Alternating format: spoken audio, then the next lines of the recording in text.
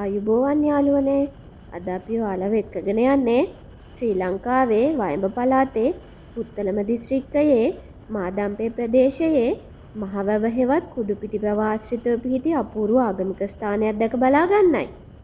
ඒ තමයි මාදම්පේ තනිවැල්ලේ දේවාලය. බොහෝ දෙනෙක් මේ ස්ථානය හඳුන්වන්නේ මාදම්පේ අශ්ව දේවාලය කියලයි. ඒකට ප්‍රධානම හේතුව තමයි දේවාල භූමියේ දැක ගන්න ලැබෙන දැවැන්ත සුදු අශ්ව ප්‍රතිමාව. නමුත් මේ සුදු අශ්වයා පිටුපස තියෙන්නේ නිකන් කතාවක් නෙමෙයි.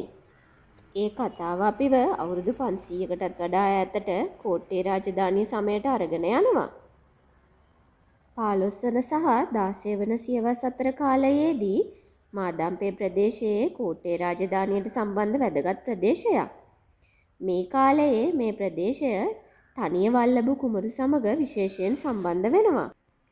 ඉතිහාස මූලාශ්‍රවලට අනුව තනිය වල්ලබ කුමරු කෝට්ටේ රජකල 8 වන වීර පරාක්‍රමබාහු රජුගේ පුත්‍රයෙක් වෙනවා.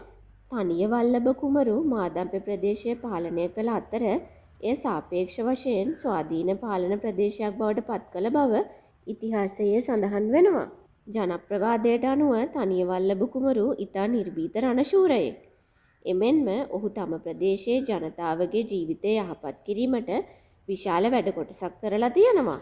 විශේෂයෙන්ම කෘෂිකර්මාන්තය සඳහා අවශ්‍ය ජලය ලබා දීමට පැරණි වැව් ප්‍රතිසංස්කරණය කිරීම සහ ගම්මානවල ජල පහසුකම් වැඩි දියුණු කිරීම ඔහුගේ පාලන කාලයේදී කරලා තියෙනවා.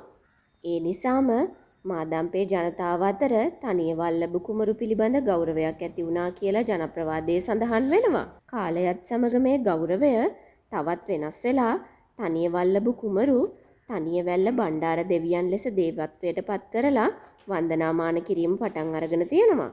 තනිය වල්ලබ කුමරුගේ ජීවිතයේ අවසානය පිළිබඳව ඉතා සංවේදී කතාවක් තියෙනවා.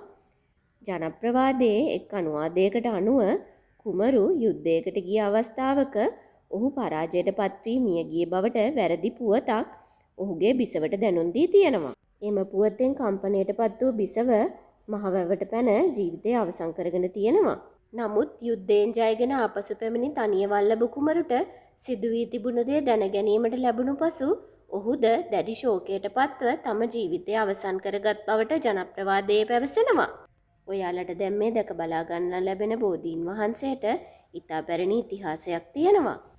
මෙම බෝධීන් වහන්සේ සහ ඒ අවට ප්‍රදේශය 2002 වසරේදී පුරා විද්‍යාත්මක ආරක්ෂිත ස්මාරකයක් ලෙස ප්‍රකාශයට පත් කර ඇති බව සඳහන් වෙනවා.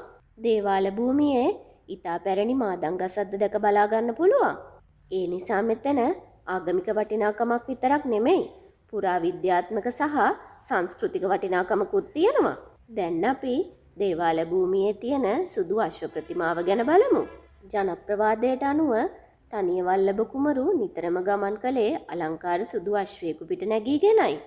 යුද කටයුතු සඳහා වුවත් ප්‍රදේශයේ ගමන් කිරීම සඳහා වුවත් ඔහුගේ සුදු අශ්වයා ඔහුගේ ගමනේ සුවිශේෂී සලකුණක් බවට පත්ව තිබුණා කියලා කතා පැතිරෙනවා. ජන විශ්වාසයට අනුව විශේෂයෙන්ම වාර්ෂික අස්වනු කාලය ආශ්‍රිතව තනියවැල්ල දෙවියන් සුදු අශ්වයෙකු පිට නැගී ගමන් කරන අద్භූත දර්ශන දැක ඇති බවට කතා තියෙනවා.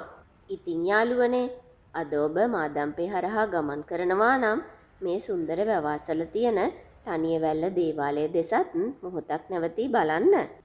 මේ වගේ තවත් ලස්සන වීඩියෝ නැරඹීමට කැමති නම් අපේ channel එක subscribe කරලා ගන්න.